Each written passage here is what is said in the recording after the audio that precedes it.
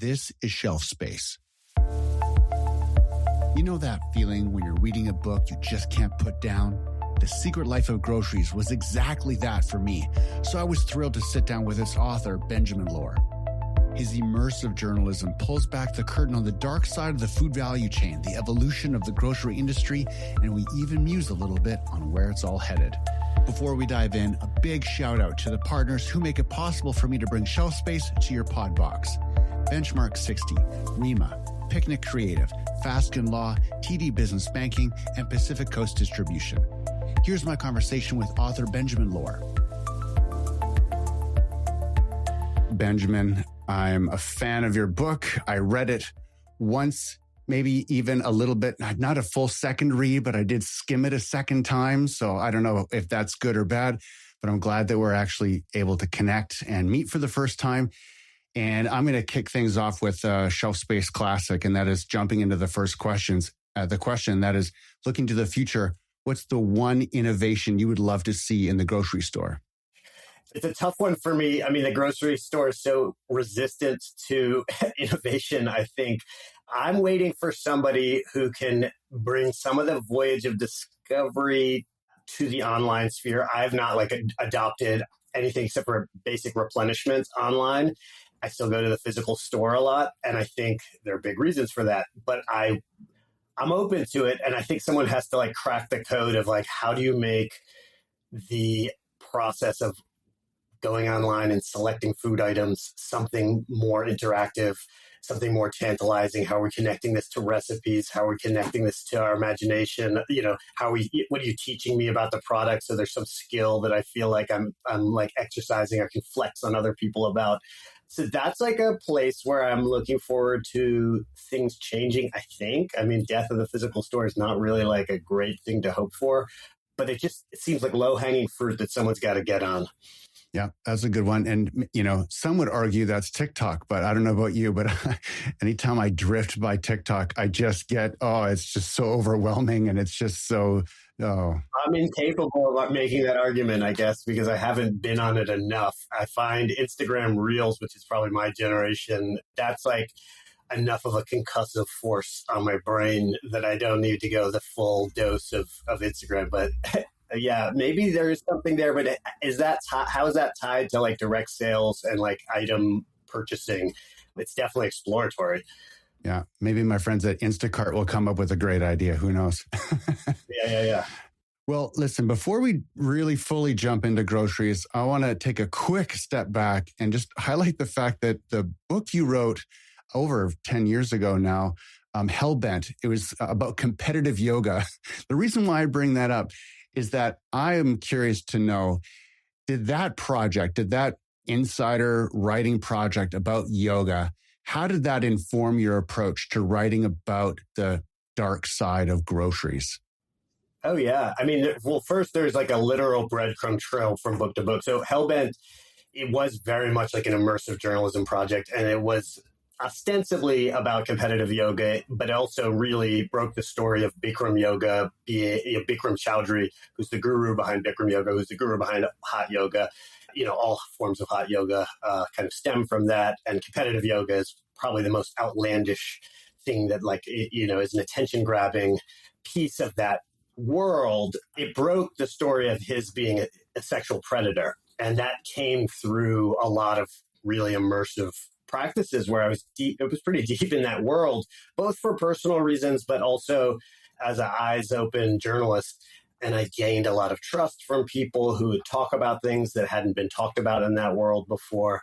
And so from that perspective, I knew I wanted to take the grocery world, which is a pretty secretive world when it comes to press. It's definitely an industry that self-identifies with victimization by people who don't understand it from the outside, kind of coming in and maligning it for violating some sanctimonious ideals that they hold because they're outsiders and don't know how the literal sausage gets made, right? And so I wanted to get to a place where I could have conversations with people on the inside of that world where they would let that guard down a little bit.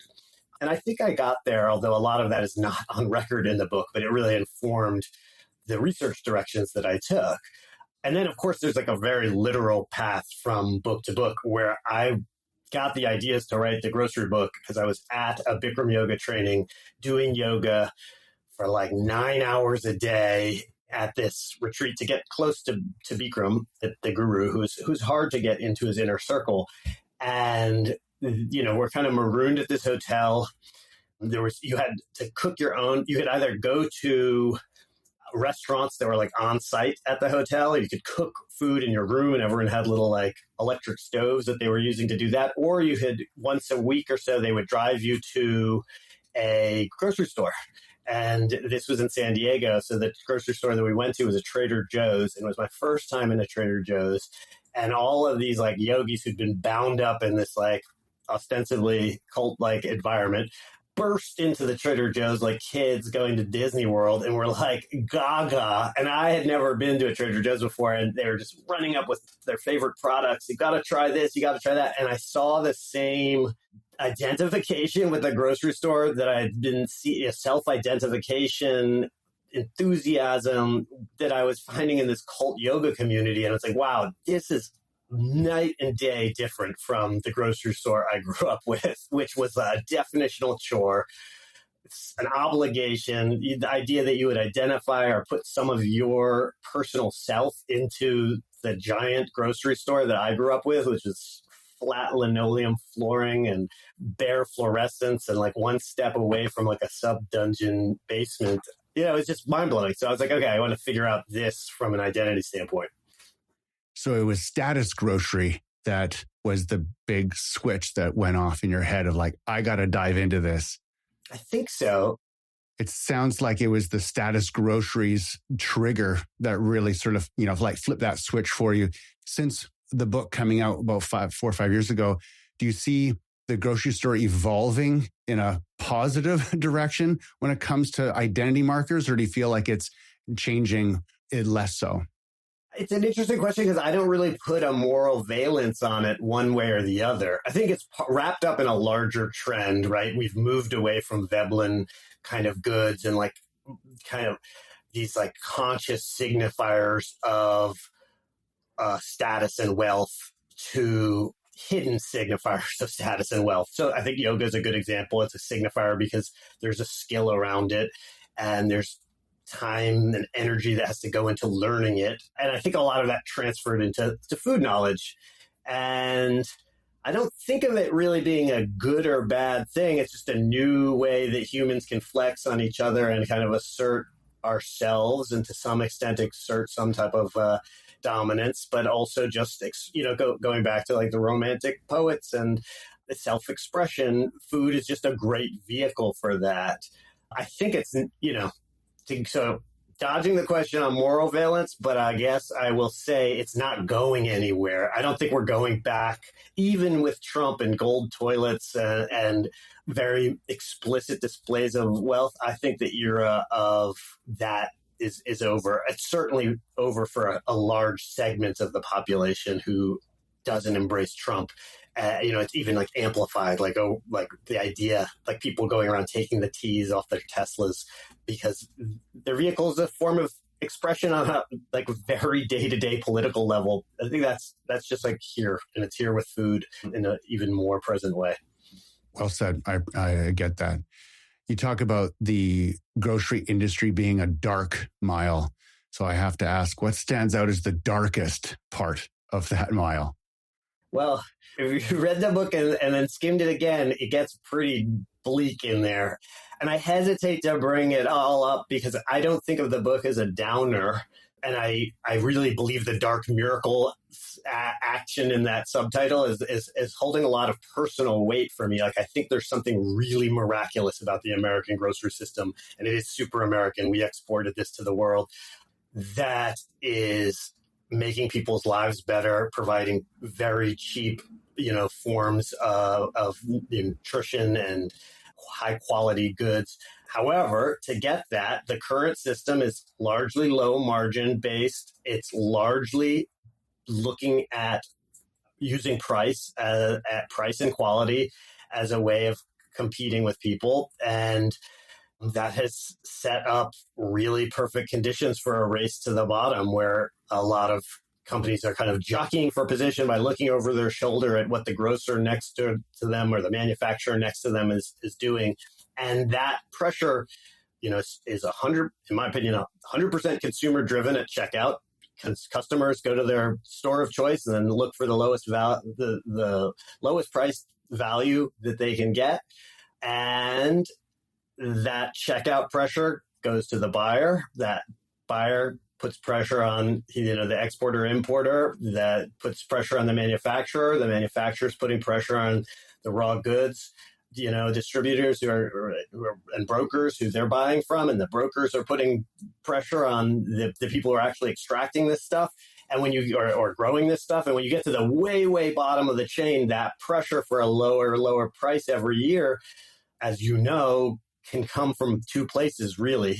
There's so many fixed costs in the grocery world with safety regulations and stuff, and just like basic norms of competition to like be a global standardized good.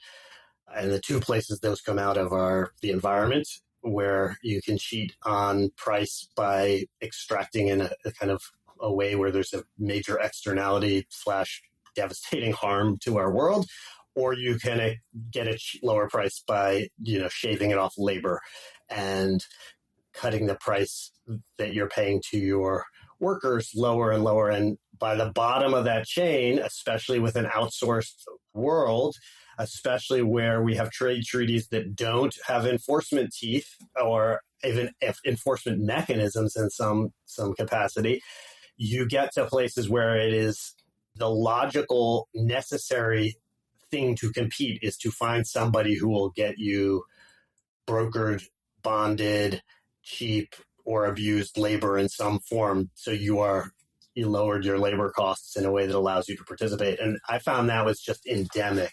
And so the book, this is all a super long-winded way of saying, the book follows some men and women who are trafficked laborers. And I look at the shrimp industry in particular, but just using that as a microcosm of a compromised supply chain.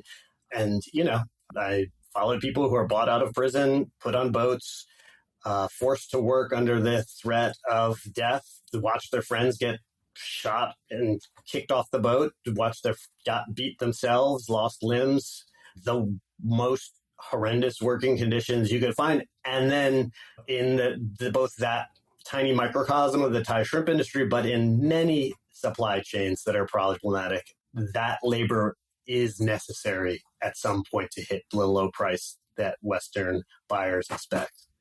Yeah, well, let's stay there then for a moment. And, there are certifications and programs that claim that they're and are working to address some of those. Some of them are better than others. You had commented in the book that from your perspective, it sort of felt like there was a lot of marketing associated with those certifications, but you were concerned about the impact of those. Do you feel over the last few years that narrative has just become more and more true, or do you see that there's changes coming when it comes to certifications and other such programs for labor and for environmental causes? I think it's become more and more true. I'm optimistic that, and everyone loves to talk about blockchain back in the day and now artificial intelligence, and there's going to be some great technological deliverance from this. I think that is possible, and I'm really optimistic about it. I don't think that has been reached, but I do believe there is a technical solution to some of these problems, because a lot of them just come from the problem of scale and the fact that the volume is so big that traceability becomes really difficult with large numbers of brokers in certain industries that aren't vertically integrated. So yeah, that's not something I've seen get better. In the book, I was constantly, from a repertorial standpoint, looking for someone who would defend the current audit system to me right? So most certifications are based on an audit snapshot, which means that one, this is a kind of pay to play system. You pay the auditor to come into you and certify you. So there's a little bit of mixed incentives on that level. There's also mixed incentives on the fact that because you're paying for them, you've arranged this as a site visit. It's something you know about, you know what they're looking for. It's also deeply problematic because in things like labor, there is no real great empirical marking points. It's one thing if we're looking to see whether a pathogen is present or whether pesticide residue is present. And those are the ways that this audit system evolved historically, was looking at really empirical things. It came right out of the E. coli scares and the tort litigation that resulted from that. But when you're talking about labor and you're talking about like, did someone's paycheck get a deduction 6 months ago? And you're talking about someone who doesn't speak the language that you as an auditor come in with. And then you're talking about the fact that the company had 6 months to prepare for this.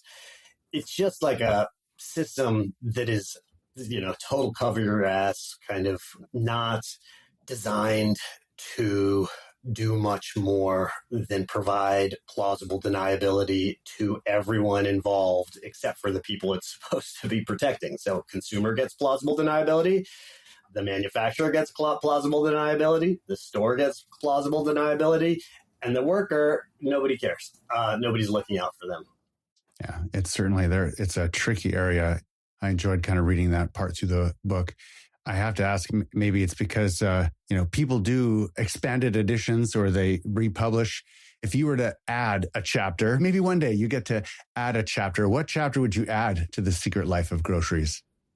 Oh, it's a good question. And I just want to, let me asterisk that last thing too. If there's someone listening who wants to come up and speak on behalf of the audit regime, like I am listening. I spent 5 years looking for someone to be like, I work in this and I know better than you. And here's why it's the best possible world, or even like the best possible now. And like, I couldn't find them. So I always, I want to include that because it's a real harsh critique of a $50 billion industry, but I would love to be wrong about it. Okay. So what would I like to do differently?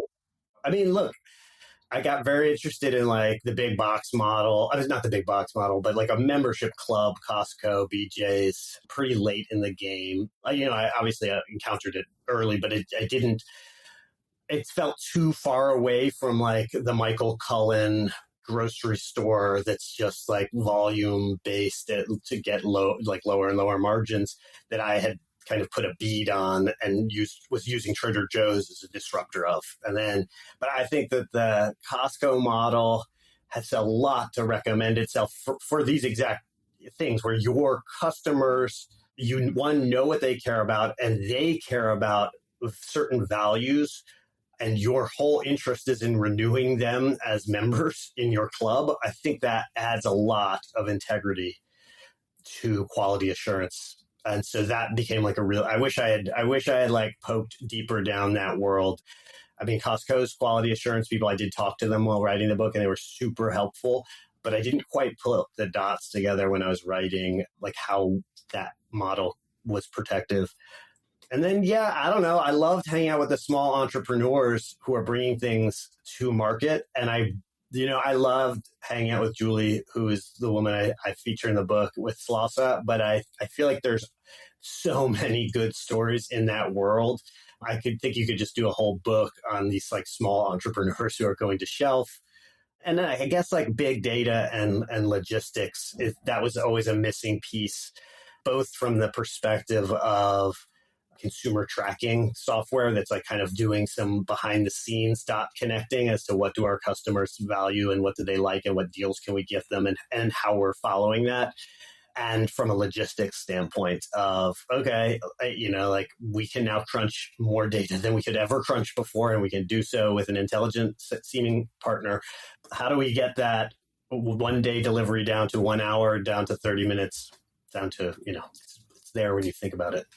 I think variable pricing is an area that I would love to watch carefully and learn how it's working, how it's going to get implemented. how it's going to impact everyone in the system. The fact that I think variable promotion pricing is one thing. I mean, if a manufacturer says that this product is 20% off, but over the span of 2 months, it goes between 8% and 12%. I mean, that's just sort of fancy marketing.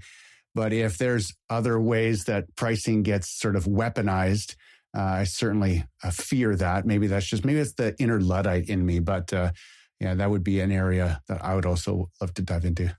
I think that that's a real fear.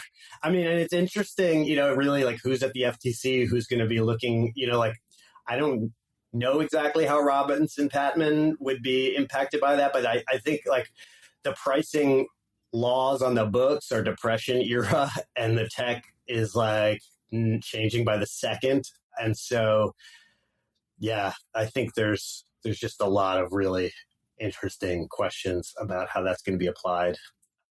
So for listeners that haven't read The Secret Life of Groceries yet, you did dive deep into the fish counter, the seafood counter at Whole Foods, which was a fantastic way to jump into what you were presenting. I have to, when you walk by a fish counter now, do you cringe? Do you cover your eyes and don't look directly at the seafood?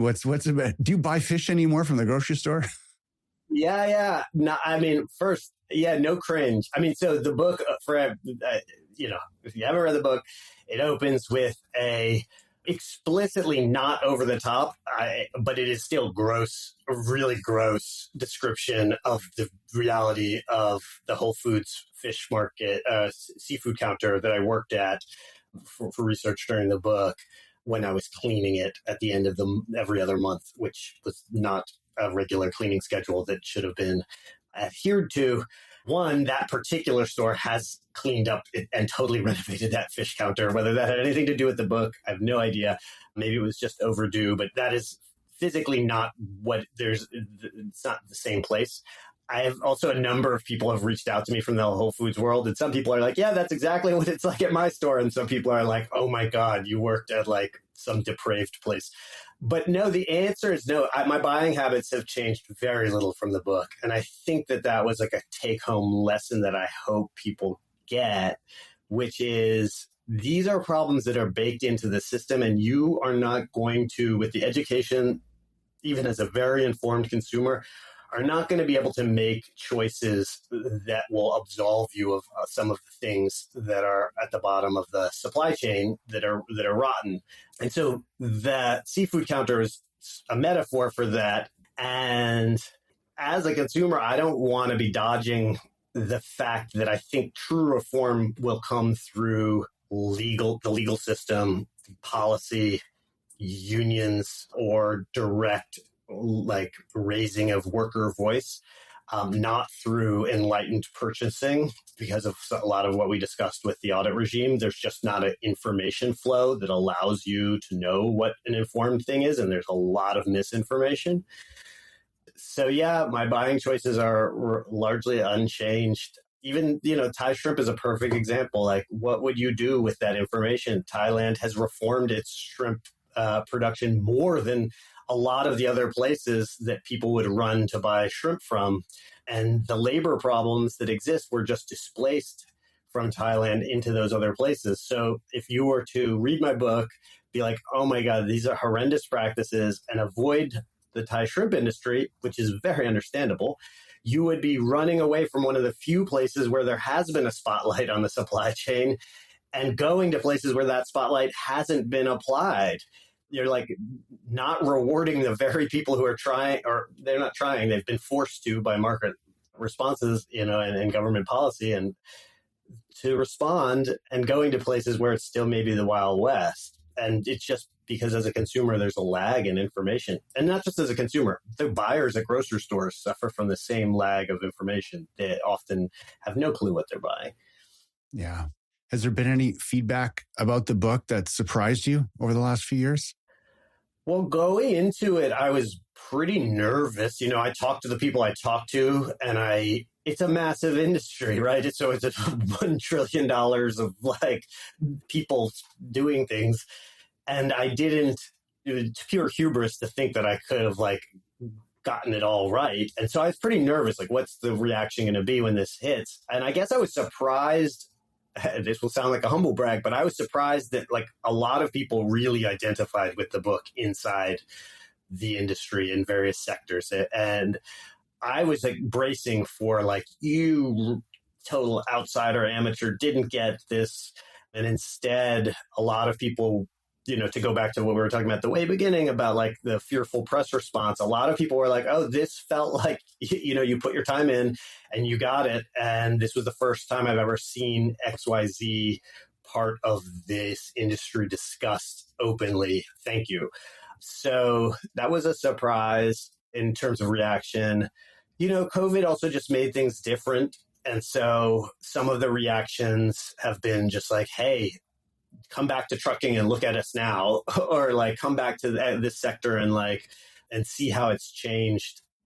It's not really a surprise, but I think there have been major pivots since the book was published.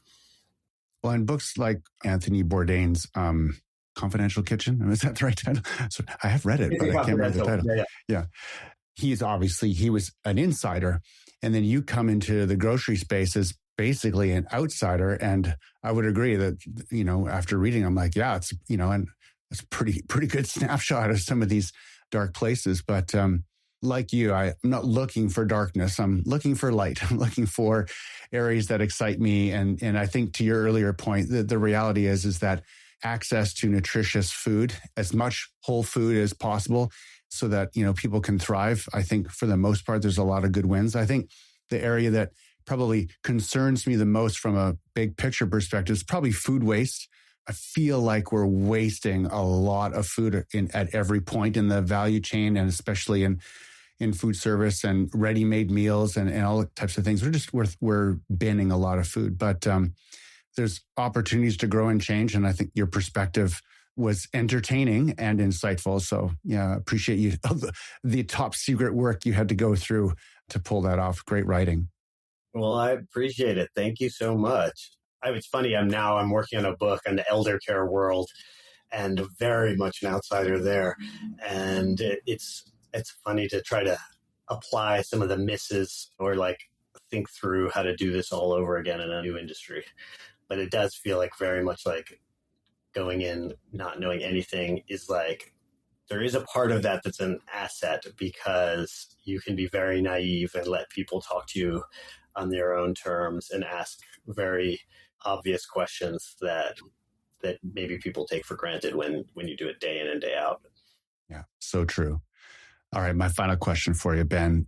Favorite grocery shopping experience ever, anywhere in the world? Where was it?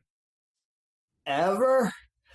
Oh man, that's a weighty question. A good one. You get so many repetitive questions, and you do all these podcasts. I don't think I've ever been asked that. It's a great question. I'm like a grocery geek long before the book. Like I love, like this was born a little bit out of like the fact that I like shopping. I mean, I had, it's a little touched in the book, but I had some formative experiences in Kenya when I was an undergraduate and going to some markets there.